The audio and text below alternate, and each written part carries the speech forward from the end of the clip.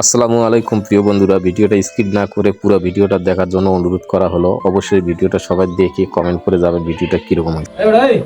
তুই ওখান থেকে কয়টা করে ইট নিয়ে আসতেছিস? দুইটা বেটা দুটো করে ইট নিয়ে আসে মানুষ। রমজান মাসে রমজান রোজা আছি। ক্লান্ত শরীর, রমজান মাসে ক্লান্ত শরীর ক্লান্ত হয়। রোজা থাকতে কি বলছো তোমাকে? তুমি কাজ করে খাবা আবার রোজা থাকবে, একটা কথা হলো আমার কাজের ক্ষতি হচ্ছে না? তুমি বেশি করে ইট নাও, মেয়েটিয়া ছাত্র বলে দাও।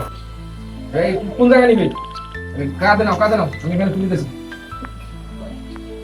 ঈদ নেছে দুইটা করে ইট আছে বেড়া। রোজার মাসের কথা বলি, দুইটা করে ইট আছে বেটা। দুটো করে ইট হলে আমার পোষাবে? হ্যাঁ, বেশি করে ইট নিয়ে যাও, নাহলে তো সমস্যা। কামলারা আবার রোজা। যাও যা বেটা যা। প্রিয় বন্ধুরা, রোজাদার ব্যক্তিকে বেশি কাজের চাপ দিবেন না। দেখেন কি অবস্থা হয়ে গেল ছেলেটির। বেশি করে কাজের চাপ দেওয়ার কারণে পারলে ভিডিওটা সবাই শেয়ার করে দিবেন।